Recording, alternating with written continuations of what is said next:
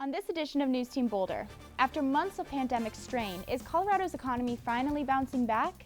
Boulder police are investigating a break-in at a local business, and finally, a CU football player retires ahead of Saturday's game. All this and more coming up next on NewsTeam Boulder.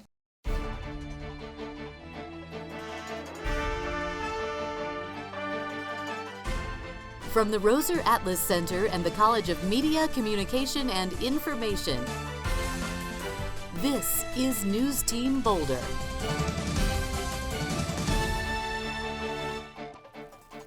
Hi, and welcome back to NewsTeam Boulder. I'm Chloe Henson, and we have a busy show for you today.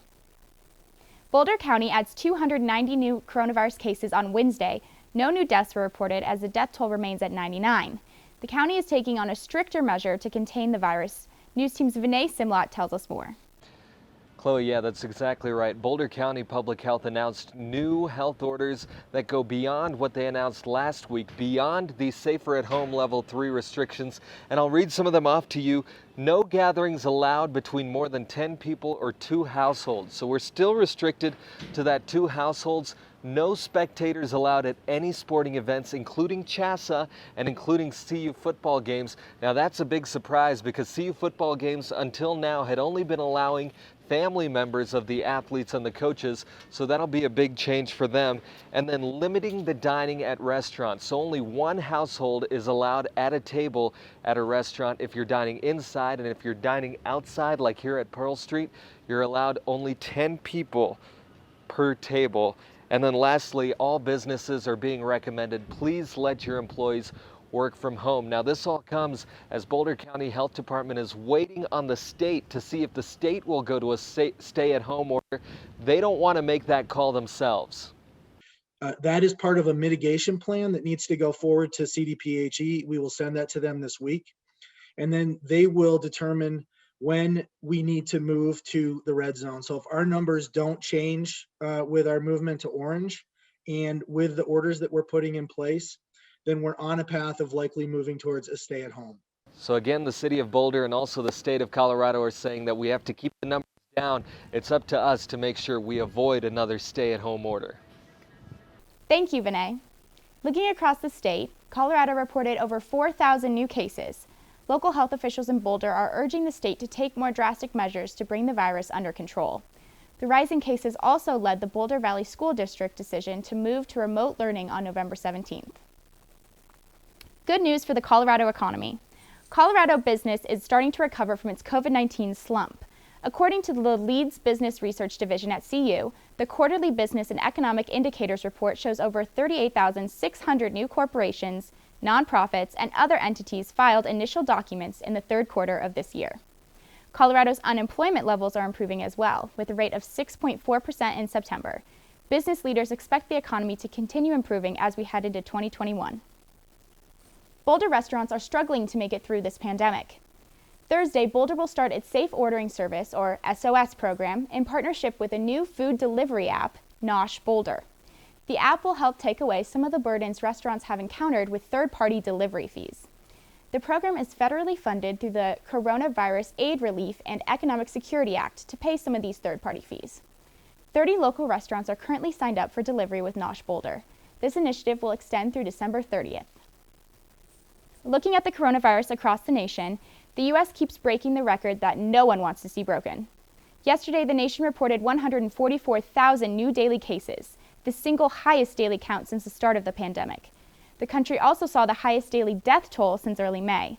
More Americans are hospitalized due to COVID this week than at any other point of the pandemic. The CDC is reminding people of the importance of wearing a mask. Recent CDC guidance says not only can wearing a mask protect others, it can also protect you. The nation's attention is also focusing on the turmoil surrounding the White House. The Trump administration is refusing to begin the formal presidential transition process. Biden still does not have State Department messages from foreign leaders. Republican Senator James Lankford says he will step in if Biden does not get access to intelligence this week. Seems like the election that never ends and the count for electoral votes is still subject to change. Georgia officials announced they will be doing a manual recount of the vote. The Georgia Lieutenant Governor says there is no evidence of voter fraud, but they will recount by hand because the race is so close. Coming up after the break, an important date is coming up on campus. We'll tell you what's next. And does the pandemic have you worried about your health? An expert will share how you can stay fit and healthy during the pandemic.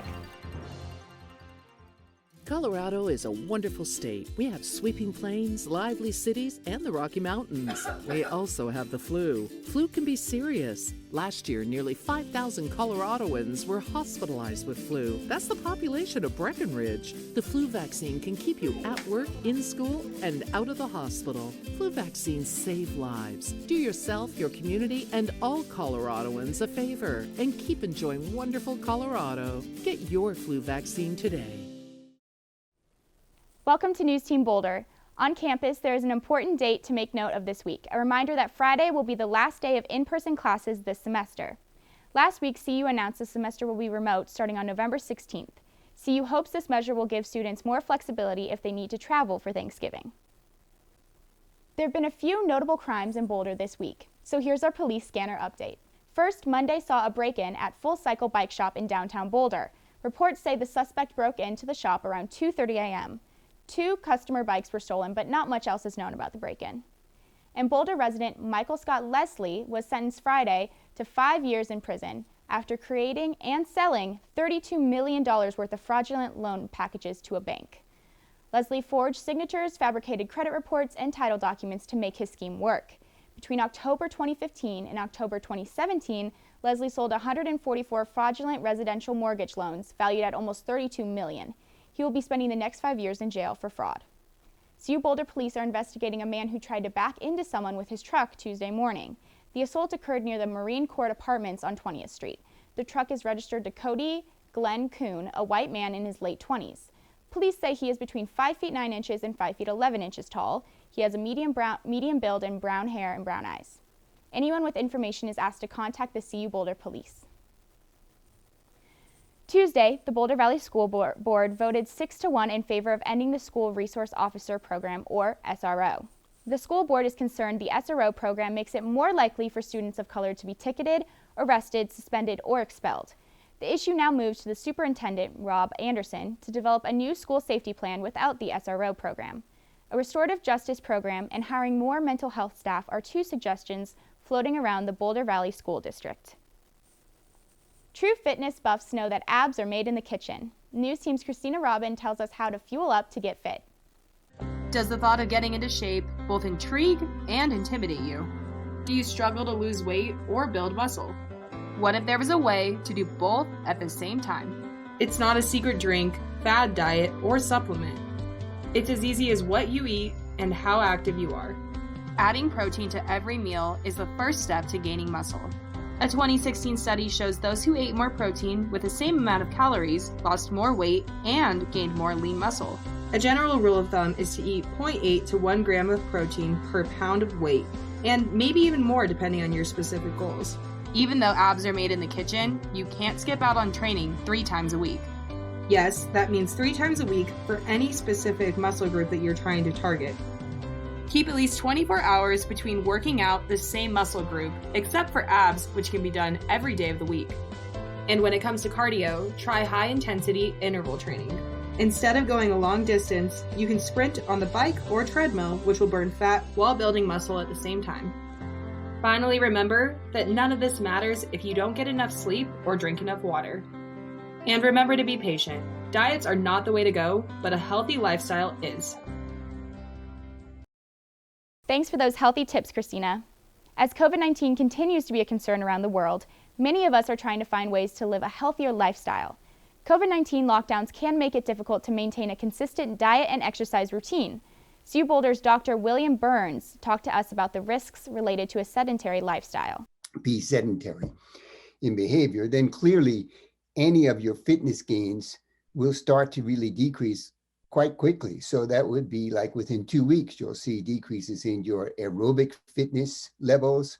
You'll see decreases in your muscles' ability to perform. Sedentary behavior is considered to be a risk for things like those people who are sedentary have an increase in mortality compared to those who are not. They have an increase in risk for cardiovascular disease, for diabetes, for obesity. So clearly, those things will be happening as well.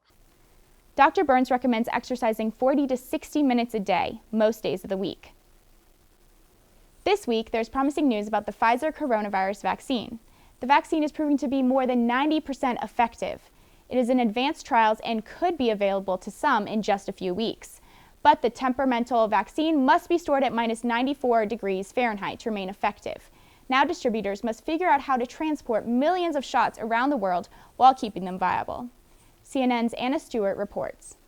We are in a very, very good situation to have 1.3 billion doses globally again next year. Millions of doses have already been made, ready to go, should the Pfizer-BioNTech vaccine candidate get regulatory approval.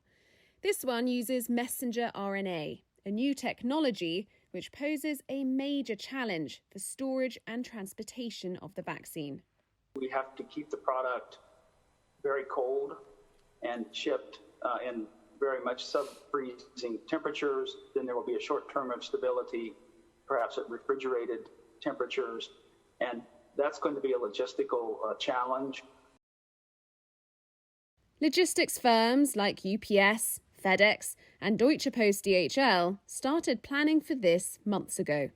We have about 9,000 healthcare specialists around the globe, about 140 certified warehouses around the globe, about another 100 terminals that are certified for healthcare.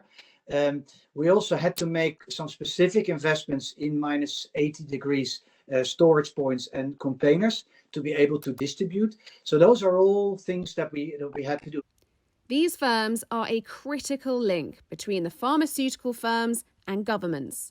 What we have to focus on is our interaction with our customers. When they say that we need to be ready, we're working and we're planning accordingly to that, and we will be ready. Logistics firms may be ready to transport a COVID-19 vaccine. Some countries may not be ready to receive it. This challenge is probably the biggest logistical challenge we've ever faced, regardless of the temperature. Minus 80 adds another dynamic and another problem.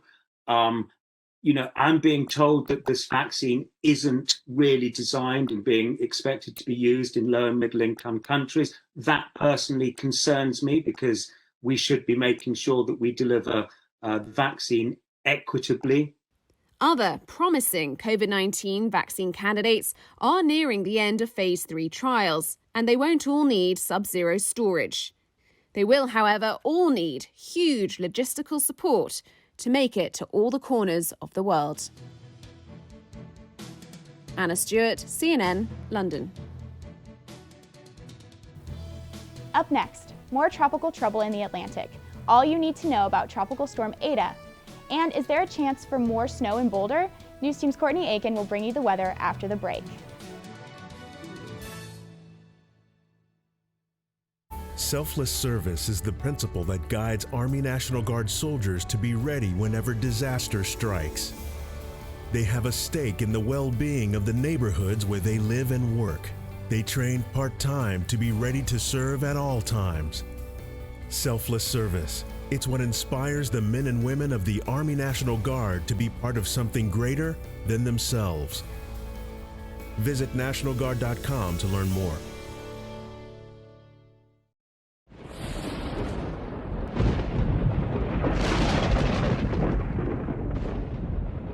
Welcome back to NewsTeam Boulder. It is Thursday, November 12th, and hurricane season is still in full swing. We open now with some footage from Tropical Storm Eta, which made landfall for the 4th time this morning near Cedar Key on the west coast of Florida. Now, upon landfall, maximum winds on Eta reached 50 miles per hour, and Eta is the 29th tropical storm of the season, breaking the record for the number of tropical storms in a typical given season. This satellite image here from the National Weather Service gives us the outlook for tropical disturbances into the next 24 hours. One of last week's highlights, Tropical Storm Theta, is now far out into the eastern Atlantic. Further south in the Caribbean, you can see that the tropics are still quite active, with an 80% chance of a tropical storm developing here, and where you see that X right there represents over 60% chance of another tropical storm developing there. Now, moving further north and directing your attention to the United States, Look at all this moisture that the East Coast is getting as a result of Tropical Storm Eta. We'll zoom now into Florida because I want to show you exactly how Eta is affecting the public here. Now, this deep red indicates a tropical storm warning that extends all the way down from Cedar Key, past Interstate 75, and past St. Petersburg.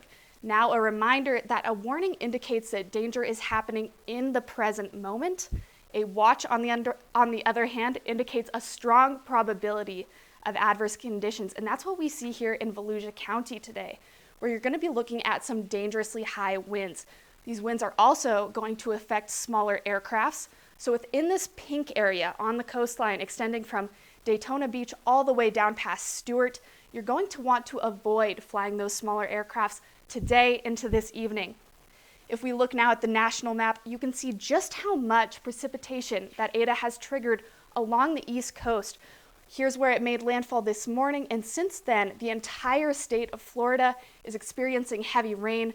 Places in Georgia are also getting heavy rain, and North and South Carolina are actually looking at potential flooding. And it's really no surprise considering the sheer size of this cold front that stretches all the way from the Gulf of Mexico all the way up the East Coast. Central Texas also getting some heavy rainfall today. And looking at the rest of the map, it's definitely starting to look a bit like winter. Another pretty large cold front here in the Midwest is bringing a good amount of mixed precipitation and snow. Places like Chicago definitely getting some of that lake effect snow this time of year. Other areas experiencing snow and mixed precipitation include the Pacific Northwest, where we have this sort of precipitation sandwich, right? With rain here on the coastline, mixed precipitation in places like Seattle, and then snow further inland. As for Colorado, we also have some snow in the northern part of the state today. Let's zoom right in on our state. Now, one of the many reasons I love this time of year is that the temperatures cool down, and then we also get all of these really gorgeous cool colors on the weather maps that are honestly just so fun to look at. So today in Colorado, we're looking at temperatures as low as 11 degrees in the mountains, as high as 54 degrees in the southern plains.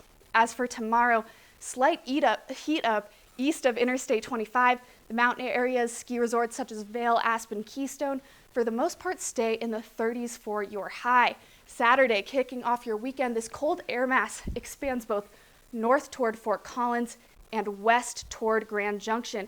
You can expect a mix of rain and snow in Boulder on Saturday, while the eastern part of the state actually warms up a bit with highs in the 50s and 60s. Sunday, we maintain brisk temperatures across the Centennial State, nothing higher than 57 in the plains, nothing lower than 16 degrees in the mountains here. Now, with these lower temperatures, we are seeing an improvement in our air quality statewide. We are completely in the green. All of these different reference points are sitting at less than 50 AQI, air quality index, for today. Boulder in particular is looking especially good today with an AQI of 12, and we'll zoom briefly out to our national air quality map, where fortunately clean air quality continues to be the norm, with the exception of a few pockets around St. Louis, places in Texas, and then also places in California, where there may be lingering particle matter from those wildfires. These places in yellow are going to be looking at potentially negative air quality for certain groups of people. Back to Boulder today, mostly sunny weather with breezes all day long. Gusts out of the southwest today could reach almost 30 miles per hour, and tonight we'll see temperatures drop down to 22 degrees with some gentle winds as well. As for tomorrow, we're looking at a lot of the same. High is expected to climb 10 degrees from today to give us a high of 52 degrees. Gusts will get up to about 25 miles per hour, and the low tomorrow evening will be somewhere around 36. I'll leave you now with a 4-day outlook. Now, if you haven't already broken out your winter clothes, that could be a project for this weekend, as we're looking at a high of just 47 degrees on Saturday, with rain and snow off and on all day long. Sunday, partly sunny with a high of 48, and Monday, a bit of the same, only 10 degrees warmer. That's all I have for your weather this morning. If you happen to see our anchor on campus today, make sure to wish her a very happy birthday. Chloe? Thank you, Courtney. When we come back, we will give you something you can raise a glass to. Don't go anywhere.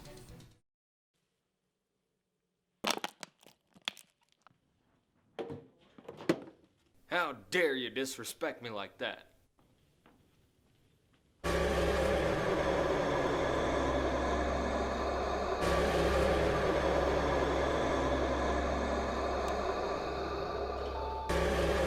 I look like a commingled container to you? No, you're not real.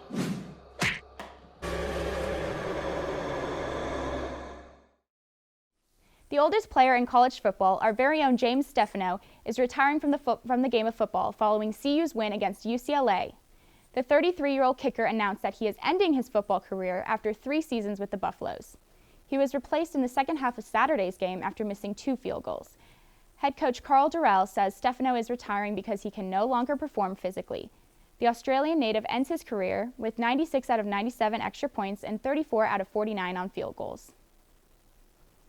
This weekend, the Buffs hit the road to take on Stanford. Stanford is gunning for the first win of the season after losing to Oregon, while the Buffs look to get a second win under their belt. The game is Saturday at 1:30 local time. Tune in to cheer on your Buffs. I have some good news for you today. You've got an excuse to raise the cocktail glass a bit early. It's National Happy Hour Day. Happy hour is the time of day bars and restaurants tend to offer food and drinks at a discount. The happy hour tradition started in 1914. The U.S. Navy started it during the Mexican-American War. The rest of the military caught on by the end of World War II. Then by 1959, it was common for civilians too. Of course, this year happy hour looks a lot different. Instead of crowding your favorite bar, share a virtual cocktail with friends at home, over video chat or even on the phone. You can still pay tribute to happy hour while staying safe. Plus, you won't have to worry about getting home. That's it for us at NewsTeam Boulder. Have an amazing weekend.